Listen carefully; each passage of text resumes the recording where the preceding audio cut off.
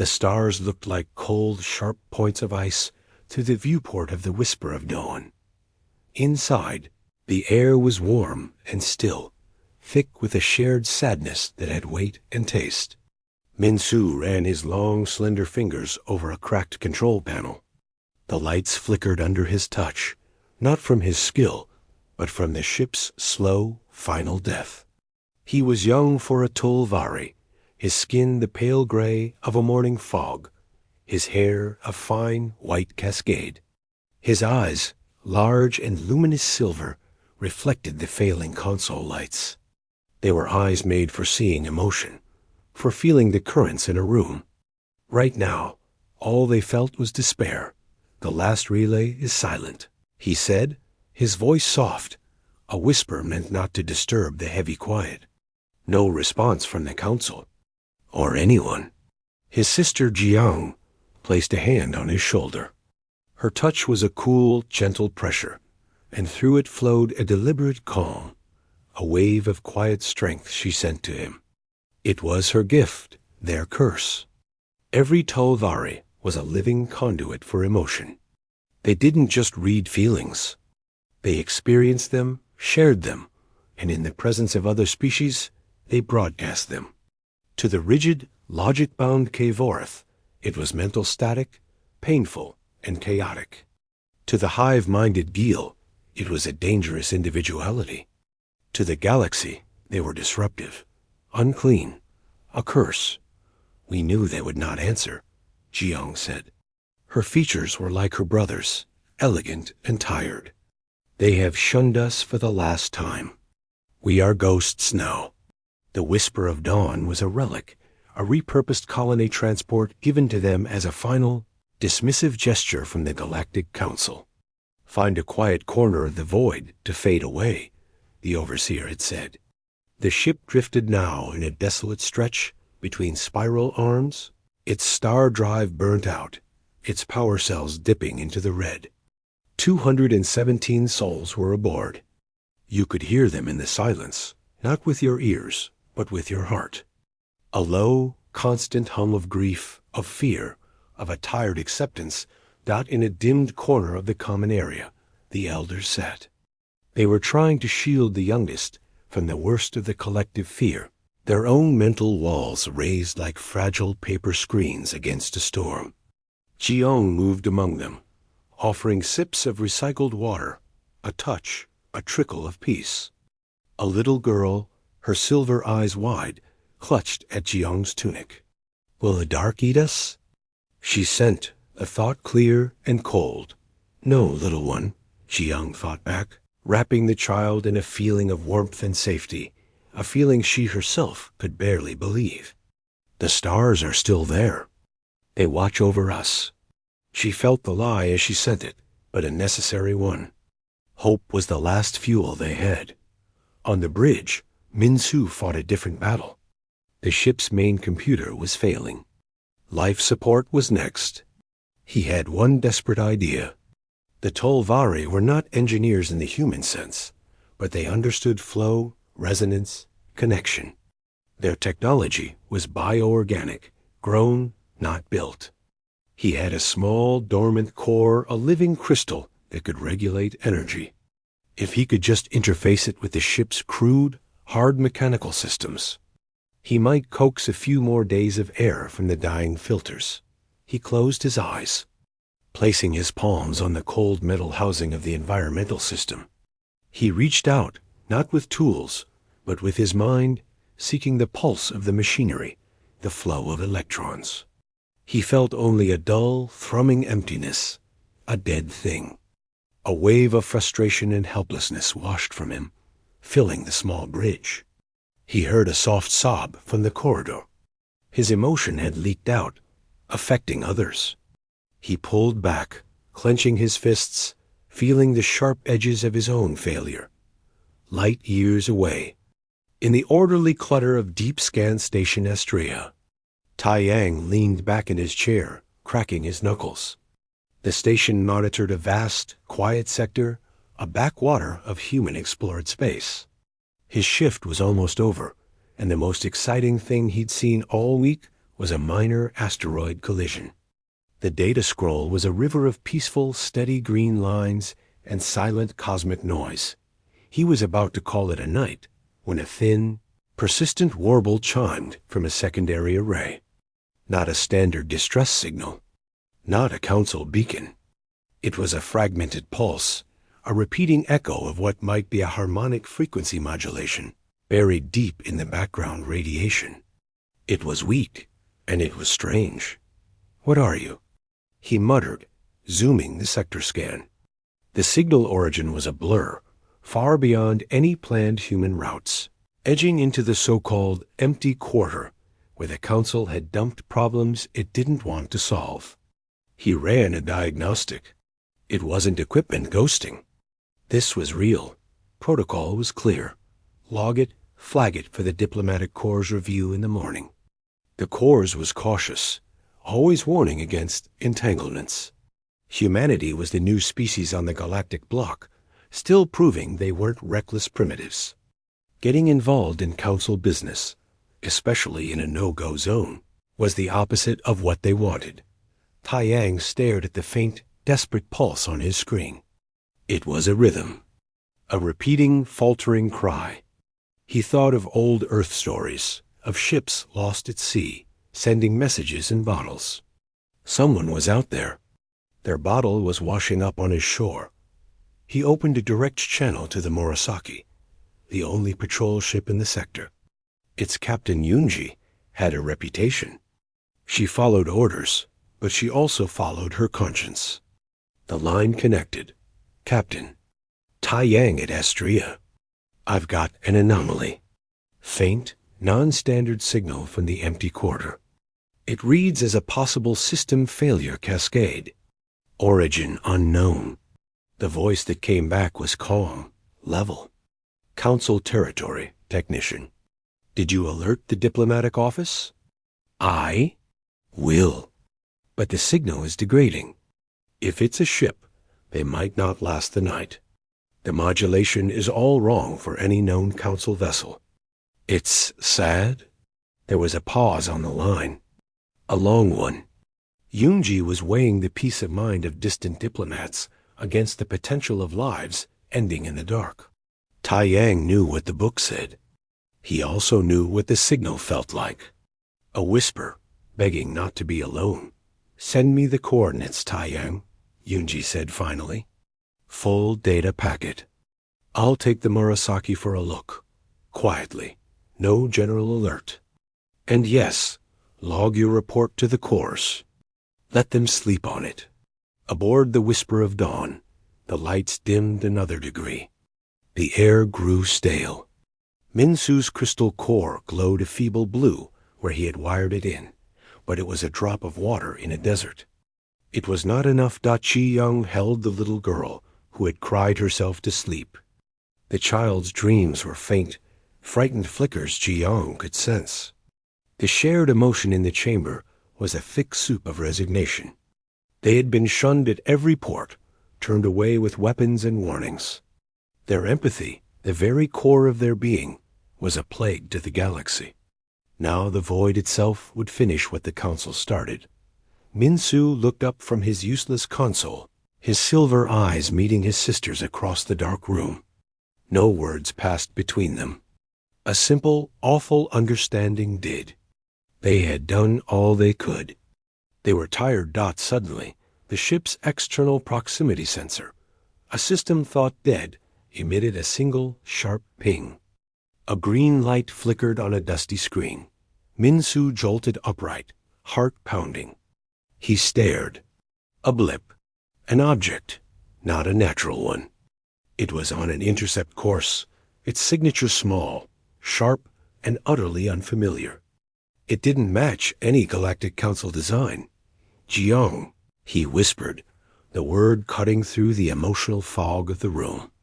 Everyone felt his sudden wild spike of something they had almost forgotten. Hope, laced with terror. On the main viewer, as he rooted the last trickle of power to it, a shape resolved against the starfield. A sleek, gray vessel with angular lines and glowing blue engine nacelles. It was broadcasting a simple, repeating message on a standard frequency. But the language was one they had only heard in old databases. From a species newly emerged, untested, and unpredictable dot, it was a human ship, and it was hailing them. The Murasaki hung in the silent dark beside the drifting Tolvari ship.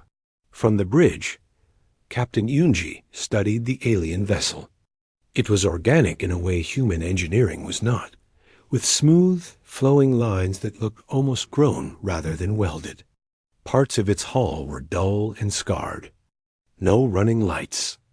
No energy signature beyond the faintest flicker. It was a ghost ship. Still no response to our hails on standard channels, said her communications officer, Daeyun. His brow was furrowed in concentration. But I'm picking up that same low-level harmonic signal. It's coming from inside. It's almost like a song. A very sad one. Yunji nodded, her hands clasped behind her back. She was a practical woman, her dark hair pulled into a severe, efficient knot. Her orders were to observe and report. The diplomatic corps would be awake now, and their message had been clear. Do not engage. Await instruction. The last thing humanity needed was an interstellar incident. But the image of that broken ship, alone in the immense dark, filled her screen. Protocol warred with something older inside her? Life signs? She asked. Medical Officer Suman looked up from her bioscanner. It's difficult to get a clear reading. The hull material is scattering our sensors. But I'm getting faint, multiple biosigns. Humanoid. They're weak. And there's something else. A low-level energy field that seems to be interacting with our equipment. It's causing minor feedback loops in the non-essential systems. Nothing dangerous. Interacting how? Yunji's voice was calm, but her mind was racing. It's like a mild static, Suman said, choosing her words carefully. But it feels different. I can't explain it. Yunji made her decision. The corps could yell at her later. Prepare the shuttle. Daeyun, Suman, you're with me. Minimal team. Sidearms only, holstered. This is a rescue op until proven otherwise. She turned to her pilot. Hold position here. If anything looks wrong, you pull us back. No heroics. Inside the whisper of dawn, the air was thin and cold. Minsu watched the human shuttle, a blocky, angular craft, extend a flexible docking tube and connect to their airlock with a soft thunk that echoed through the silent ship. The sound of contact. A sound they had not heard in years, except as a prelude to violence. He stood with Jiang near the inner airlock door. The elders had gathered the children deeper inside, trying to shield them from the overwhelming flood of anxiety and wild hope that now churned through the ship. Minsu could feel at all the sharp fear of a young mother, the grim resolve of a warrior with no weapons, the desperate threat of hope from his sister beside him. Remember the Vexor, Jiang whispered, her eyes fixed on the airlock. The Vexor had responded to a distress call, only to blast their engine core, leaving them adrift for a solar cycle. They pretend to help. These are not Vexor, Minsu replied, though he wasn't sure. The human signal had been clear, simple. It asked for permission to dock. It offered medical assistance. The words were polite, but words were just noise. The airlock hissed. The outer door opened. 3 figures stepped through into the dim, blue-tinted light of the Tolvari ship. They wore functional environment suits, helmets off, clipped to their belts. They looked solid, real. Their faces were not hidden behind masks of cold anger or disgust. They looked cautious, alert, and Yunji, at the front, looked directly at Minsu and Jiang. Minsu felt it first. A wave of sensation that was not his own. It was a cascade of focused curiosity, a undercurrent of professional worry, a layer of profound pity, and beneath it all, a solid, steady core of resolve. It was not painful. It was not chaotic. It was like hearing a complex chord of music for the first time, many notes, all playing at once, but together forming a whole he could somehow understand. He gasped softly. Ji Young single quotes as hand flew to her chest. Her silver eyes widened. For her entire life, the minds of other species had been a storm of harsh, discordant noise that caused physical pain to her people and annoyance to others. This was different. The human emotions were bright and clear and layered, but they did not scream. They hummed. Yunji saw two pale, slender beings with large, luminous eyes. They looked fragile, like figures from a myth. They were clearly afraid, but they stood their ground. She took one slow step forward, keeping her hands visible. "I am Captain Yunji of the Earth ship Murasaki," she said, her voice even and calm. "We heard your signal. We are here to help." Dayan, standing slightly behind her, felt a sudden, inexplicable sadness well up in him. It was so strong his eyes stung. He blinked, confused. He was nervous, yes, but not sad. This was something else. He looked at Sumin, who had gone very still, her medical scanner hanging limply in her hand. Sumin's face was a mask of professional calm, but inside she was reeling. She felt a profound, aching loneliness that was not her own, mixed with a fragile, desperate hope. It was touching her mind. "You? Feel that?" Dayan whispered, his voice tight. "Yes," Sumin breathed. "It's them. It's not a field. It's them." Yunji felt it too, but for her, it manifested as a crushing weight of responsibility. The sorrow in the air was so thick it was hard to breathe. These people weren't just starving. They were drowning in grief. She looked from Minsu to Jiong. "Are you in command? Can you tell us what you need?" Minsu found his voice, speaking in careful, learned galactic standard. "I am Minsu. This is my sister Jiang. Our ship, it is dying. Our life support fails. Our people?" He gestured behind him, into the gloom. "We have 217 souls. We have been refused by all. We have no place." The raw truth of it, spoken so simply, hit Yunji like a physical blow. The diplomatic corps, the council rules, it all seemed like petty noise against this simple fact. People were dying. "We can provide immediate aid," Sumin said, stepping forward, her medical training overriding her shock. "We have air scrubbers, nutrient packs, basic medical supplies on the shuttle. But for 200, we need to get them to a proper facility." She looked at Yunji. "Captain, they are suffering from severe dehydration, malnutrition, and what looks like systemic psychological trauma. Their bodies are shutting down from despair." Jiong took a step toward Sumin. The human's emotions were a clear stream of compassion and focused intent. There was no revulsion, no fear of touch. Slowly, Jiong reached out a hand. Sumin, understanding, removed her glove. Their fingertips touched Dot for Sumin. It was like a dam breaking. A flood of images, not seen but felt. 1,000 moments of rejection, of doors sliding shut, of weapons raised, of being called cursed, of watching her people grow quieter and smaller with each turn of the galaxy.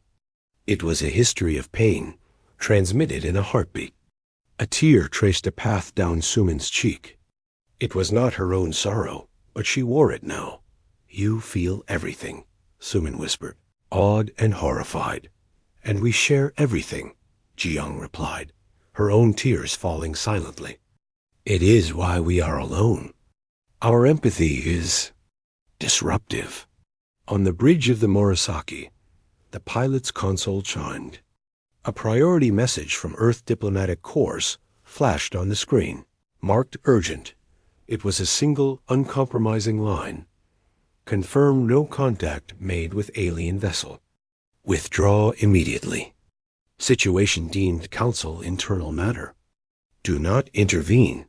The pilot stared at it, then at the image of the two ships connected by the thin tube. He opened the channel to Yunji's suitcom. Captain, we have orders from the Corps. They say to withdraw. Immediately. In the cold, sorrowful air of the Tolvari ship, Yunji heard the message in her earpiece.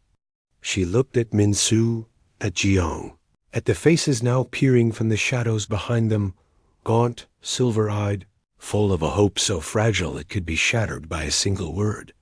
She looked at her crew. Dayan gave a slight, determined shake of his head. Sumin, her hand still connected to Jiang's, stared back at her captain with fierce, unspoken resolve. Yunji touched her comm. Her voice was clear, final, and left no room for debate. Tell the diplomatic corps, she said, that we are currently rendering life-saving aid to a vessel in distress. A core human principle. We will report when the situation is stable. She clicked off the channel before a reply could come. She turned back to the Tolvari. Show us where to start, she said. The planet New Jeongju was a world of gentle greens and deep blues, its continents scattered like puzzle pieces across a vast, calm ocean. Its air was clean and carried the scent of rain and unfamiliar pollen. To the Tolvari, it was almost painfully bright, a symphony of sensation after the silent metal tomb of their ship. They stood on the open landing field, their pale skin seeming to glow in the sunlight, their silver eyes wide, with a mixture of awe and terror. The sheer aliveness of the world was a roar in their quiet minds. Governor Juan watched them from the window of the administration dome. He was a man built like a weathered tree, sturdy and practical. On his desk, a datapad scrolled with increasingly angry messages from the Earth Diplomatic Corps and the official protest from the Galactic Council. The words unauthorized asylum and severe diplomatic repercussions flashed in red. He ignored them for now. His job was people, not politics. And 217 terrified people were now his end. Responsibility. The settlement was a collection of prefabricated domes and low, rammed earth buildings nestled in a wide river valley. It was a farming community, a place for people who wanted quiet and room to grow things. Not all of them wanted to grow aliens. They looked like ghosts, said a man named Biam, one of the senior farmers, standing next to Juan. His arms were crossed. And you feel that? In the air? It's like a buzz. Makes my teeth ache. It's not an ache, Juan said, his voice calm. He had felt it too when the shuttles landed. A soft pressure in his chest, a feeling of being observed from the inside. It was unsettling. It's just different. They feel things, and we feel them feeling it. We'll get used to it. Some of the families are talking about leaving, Biam said bluntly. They didn't sign up for this. The council is going to cut us off. Who will buy our grain? Juan turned from the window. If the council cuts us off, we'll eat our own grain. And those ghosts out there are now part of us, so we make it work. In a newly assigned dome, Min-Su worked beside Taiyang, the technician from the deep scan station who had volunteered to stay and help. The room was a chaotic mix of human and Tolvari technology. Wires snaked across the floor, connecting to smooth, organic-looking nodules that pulsed with soft light. This regulator is failing, Min-Su said, holding a human-made water purifier component. He didn't need diagnostics. He could feel the component's struggle, the erratic, frustrated flow of energy within it. The flow is angry. It fights itself. Taiyang blinked. You can feel that? Min-Su nodded, a small, hesitant gesture.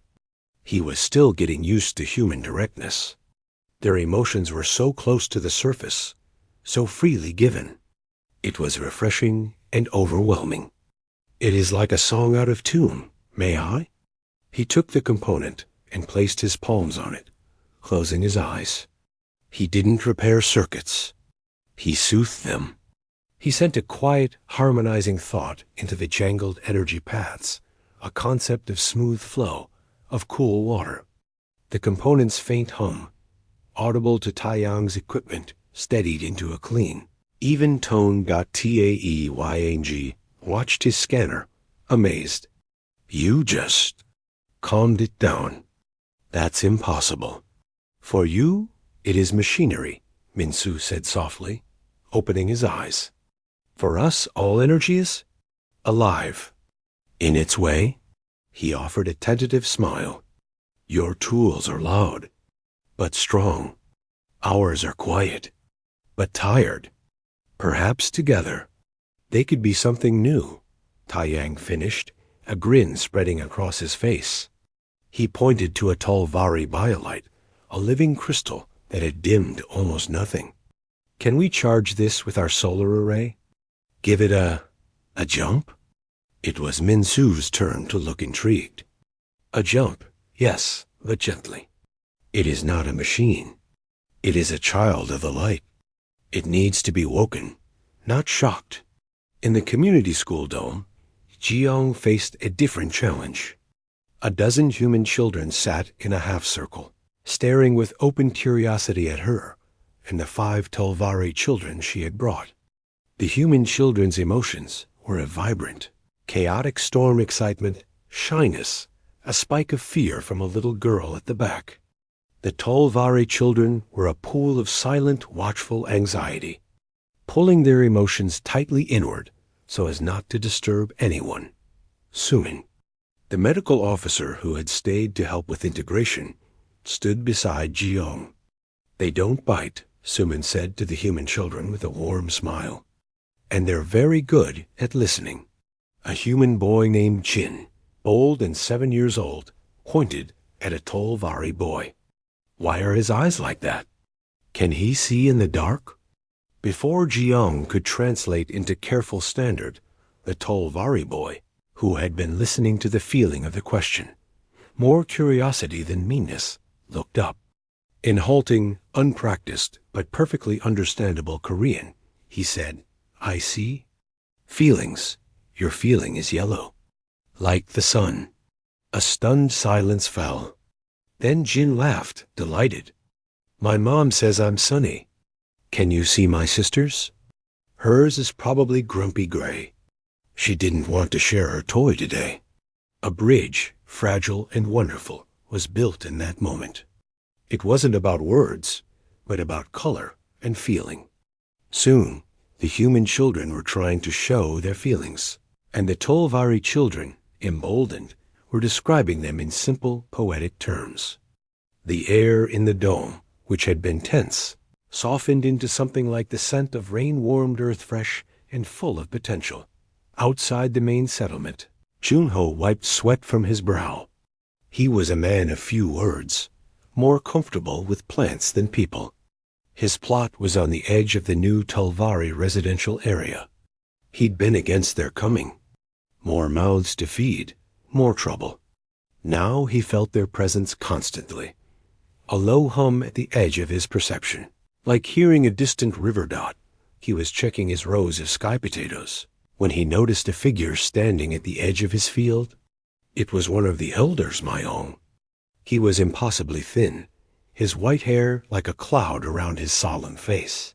He was just standing there, looking at the green shoots with an expression of such profound sadness that Junho felt it in his own throat, a sudden, sharp ache. Annoyed, Junho straightened up. Something wrong? He called out, his voice harsher than he intended.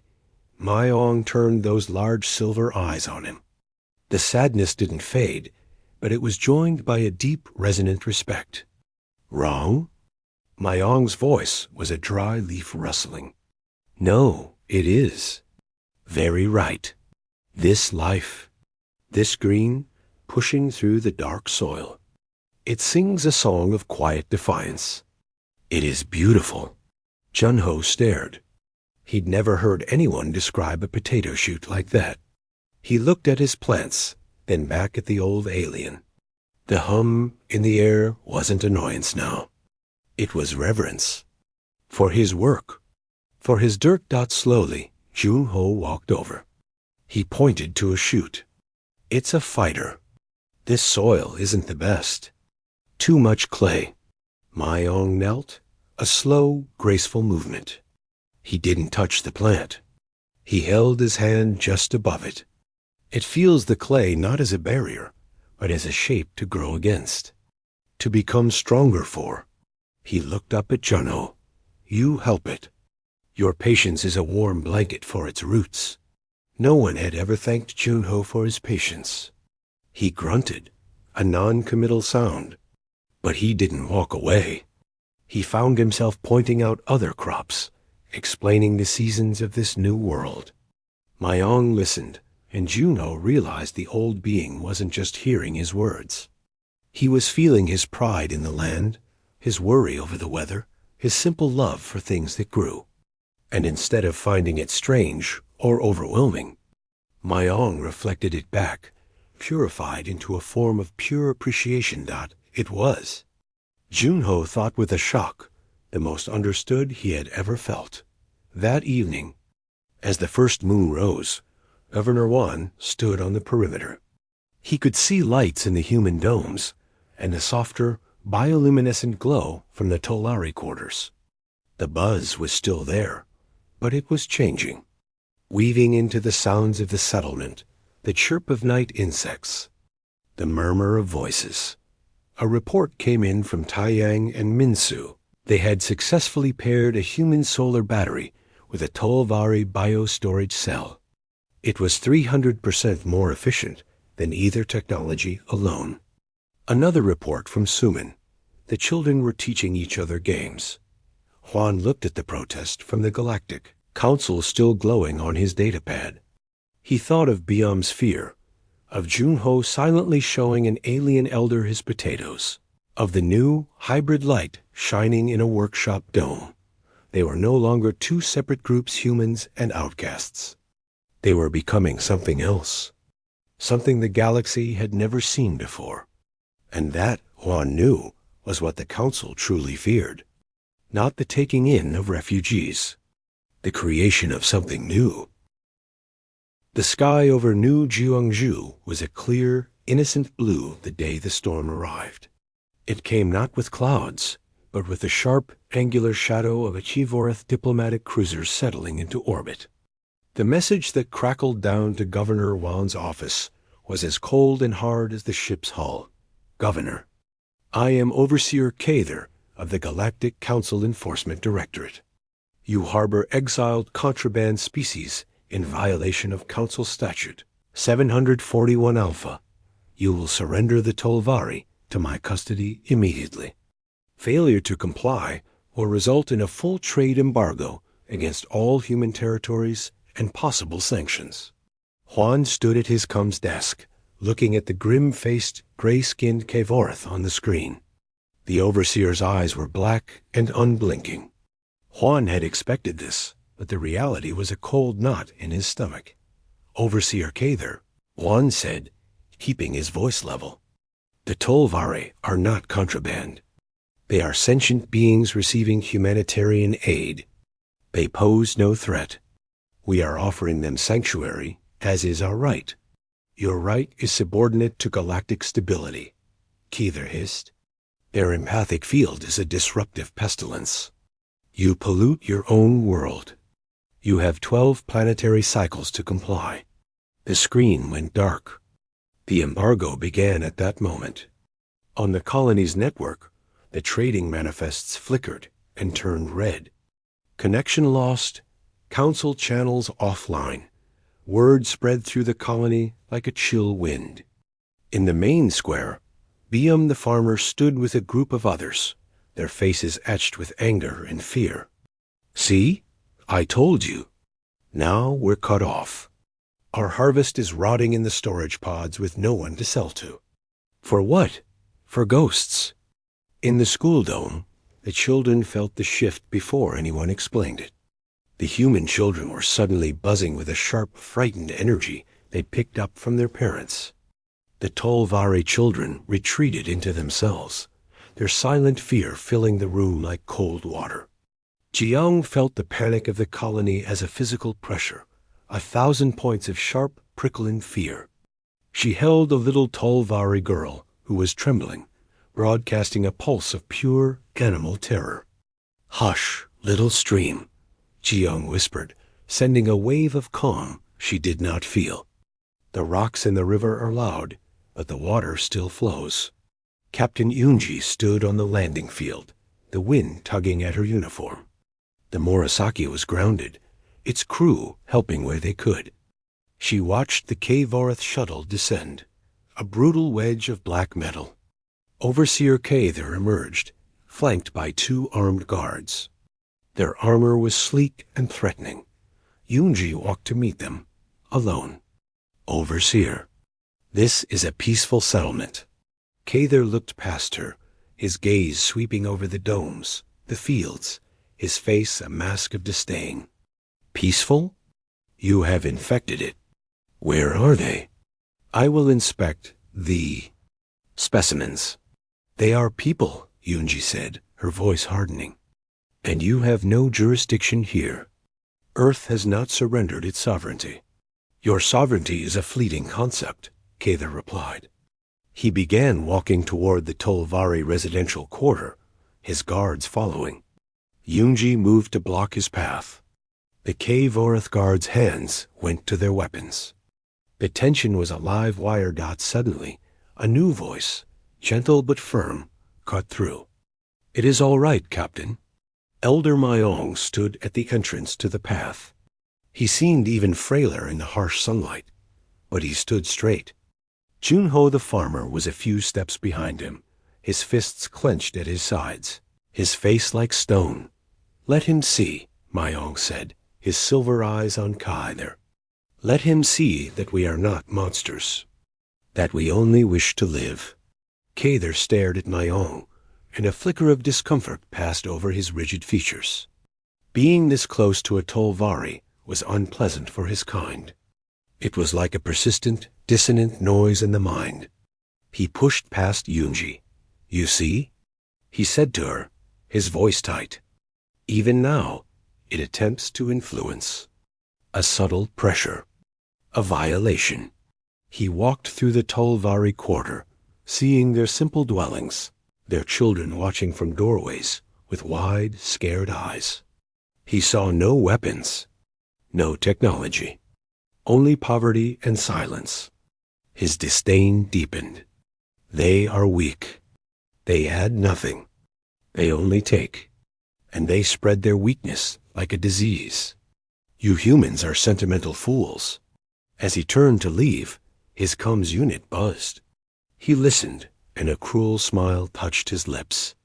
"It seems confirmation is required. Some members of the council doubt the severity of the disruption. A small sampling will be taken for analysis to prove their continued danger." Before anyone could react, the sound of a low-flying craft roared overhead. It was a K-Vorath scout skimmer, small and fast. It shot over the residential quarter. A hatch opened underneath it. A shimmering energy net was fired downward, not at buildings, but at a group of Tolvari children who were walking with. Jiang backed from the school dome. The net snapped around 2 of them, a boy and a girl. They cried out, a sound of pure psychic terror that lanced through every Tolvari and every sensitive human nearby. Jiang screamed, rushing forward, but the skimmer was already climbing, hauling the netted children up toward its belly. It had happened in seconds. An abduction in broad daylight. Chaos erupted. BM and the other angry farmers stared, their rage now redirected at the brutal sky. Yunji shouted into her comms, but the Murasaki was powered down, its weapons offline. The K-Vorath guards leveled their weapons, warning everyone back, but Junho did not shout. He moved. He sprinted past the guards, not toward the departing skimmer, but toward his own fields. In his storage shed was an old, powerful piece of farming equipment, a sonic soil aerator. It was a heavy, handheld device meant to break up hard clay. It emitted a powerful, focused cone of sound waves that, at the same time, Minsu and Taiyang burst from their workshop dome. They saw the skimmer rising. In their hands was a hybrid device, a human power cell, wired to a Tolvari biocrystal amplifier.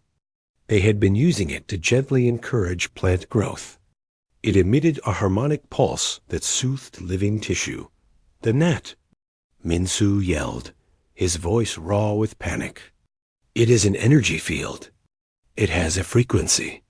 Taiyang's eyes went wide. He understood. The aerator. Junho's aerator. It's a brute force sonic disruptor. "Minsu, can you sing to it? Through the crystal? Marry the frequencies?" There was no time for discussion.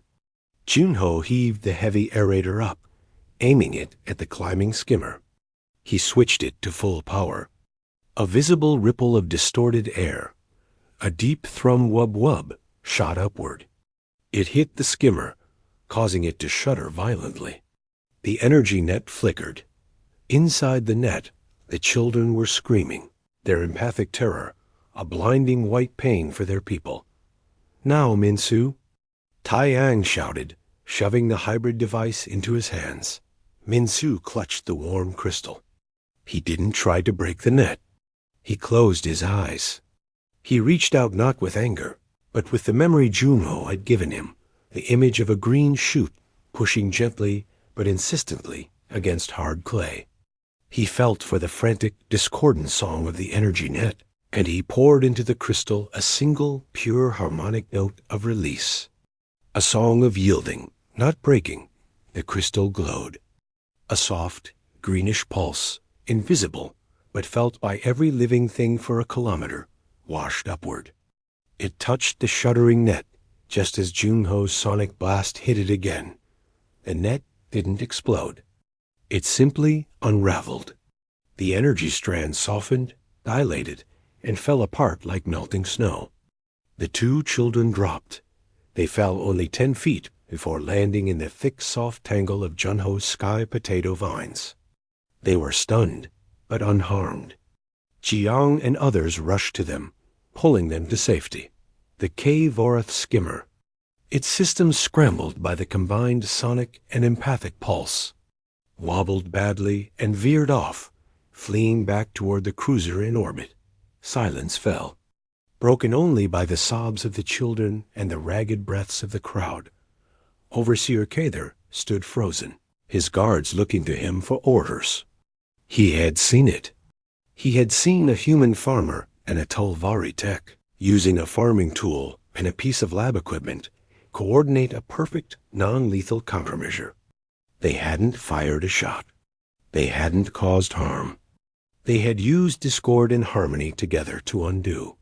He looked at Yunji, at Huan, at the crowd of humans and Tolvari now mixing freely, checking on each other, united by shared outrage and relief. The disdain on his face was gone, replaced by something colder and more calculating, understanding.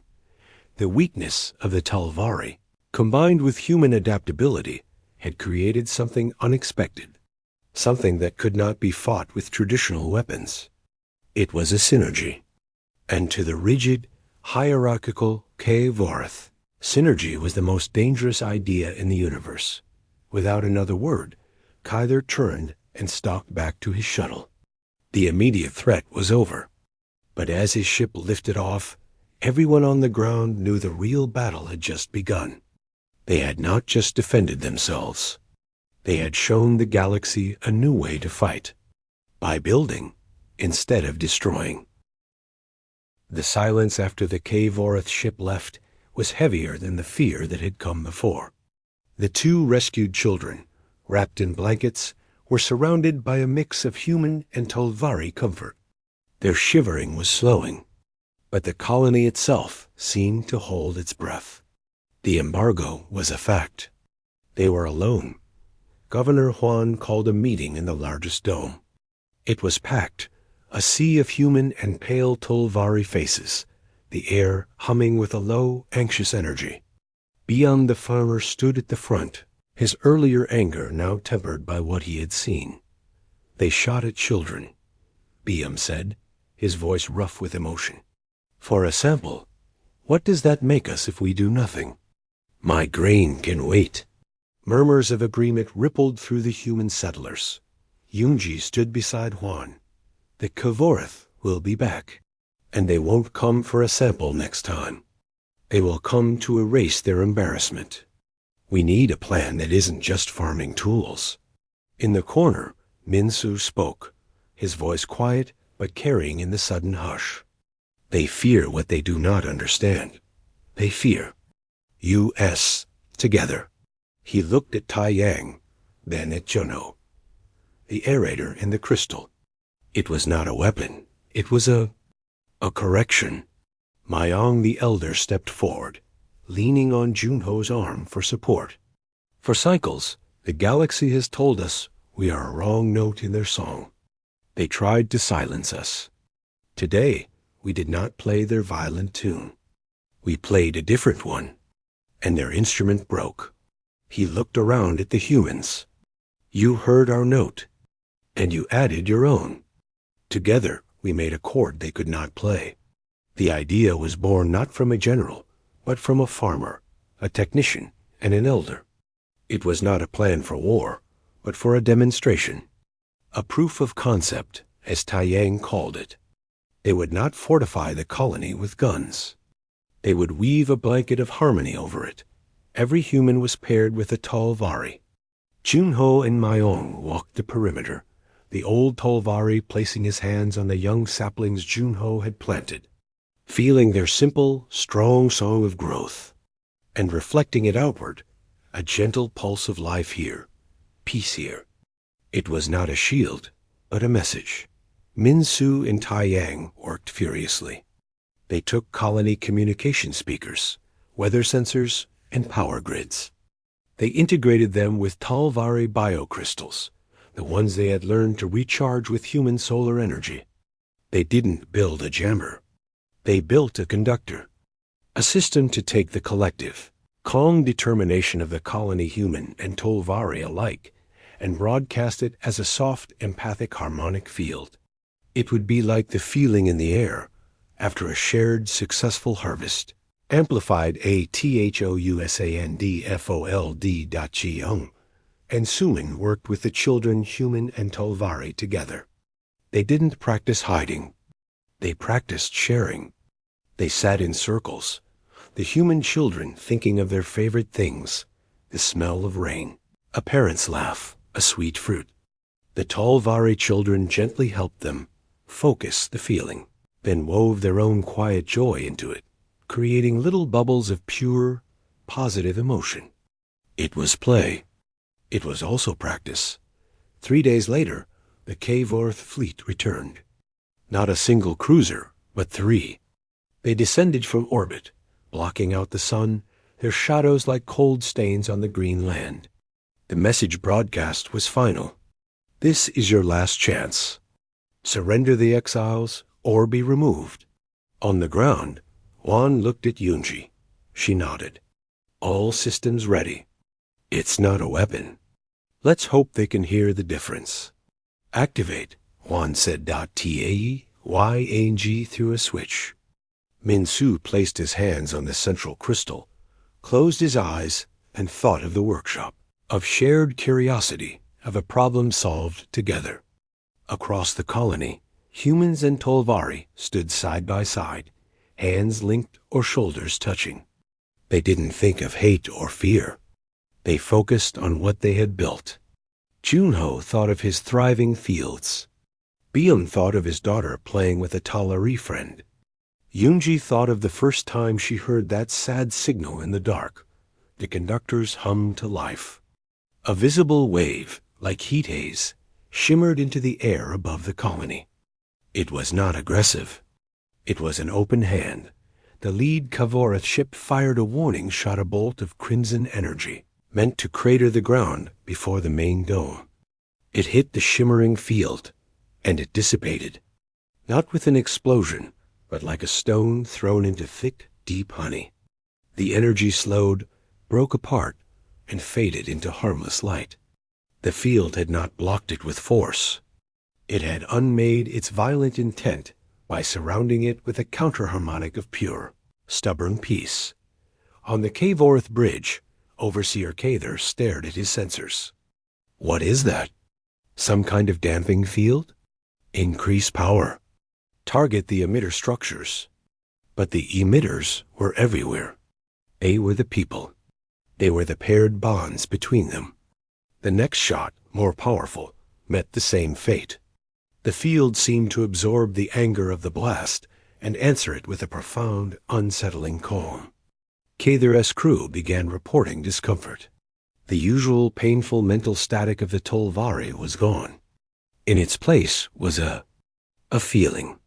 It was the memory of satisfaction after hard work. It was the comfort of community. It was alien to them. It was not an attack, but it was dismantling their will to attack. It was hard to hate something that felt like a remembered kindness. Then, something unexpected happened. A small, fast ship of a design Cather didn't recognize dropped out of warp at the edge of the system. Then another, and another.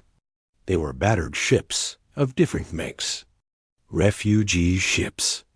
Word had traveled on the subspace networks, the whispers of the outcast and the shunned. They had heard of a world that did not turn them away. They had come to see. They didn't attack the Cavorth. They simply moved to place their fragile vessels between the fleet and the planet's surface.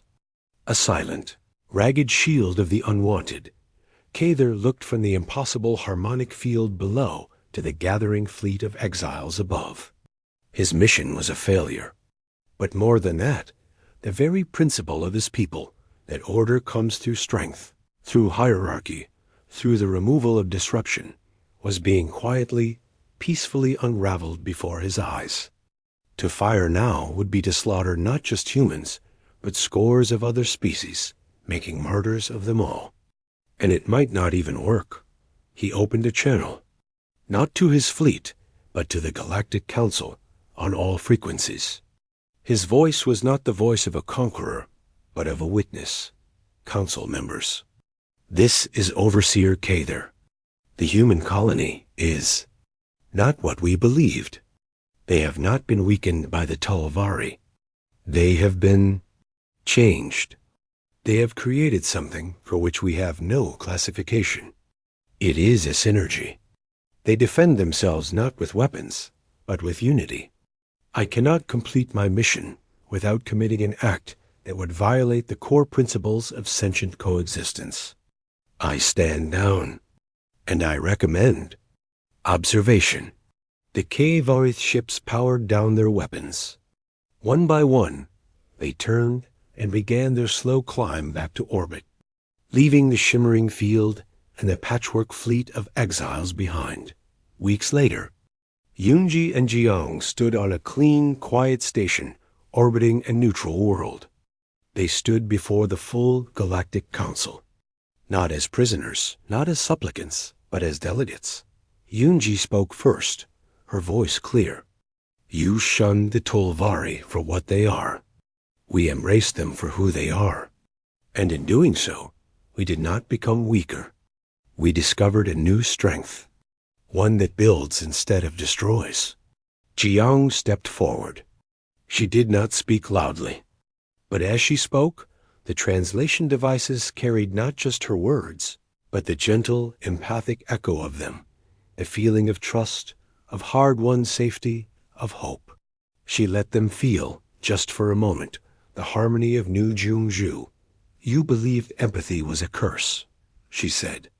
We have learned it is only a tool for loneliness, or a tool for connection. You gave us the first. With humanity, we found the second. We do not ask for pardon. We offer a proposal. The Sanctuary Accord. A space in the galaxy where the strength of difference is not feared, but woven. Where a Cavorth logic and a Tolvari feeling and a human stubbornness can make a cord that saves children instead of bombing them. The council chamber was silent. Then, from the K-Vorith delegation, Overseer Cather, now stripped of his enforcement rank, stood. He gave a single, stiff nod. It was not approval. It was acknowledgement. Of a new variable. Of a new song. The accord would be debated for cycles. But it began that day. On New Jiangzhu, Junho and Mayong walked the fields, now dotted with the first sprouts of an off-world grain Biam had traded for the new non-council species. In the workshop, Minsu and Taiyang sketched designs for a deep space communicator based on harmonic crystals. In the school, the laughter of children, human, Tolvari, and now one shy little Geel who had arrived on a refugee ship was just laughter, not a political statement.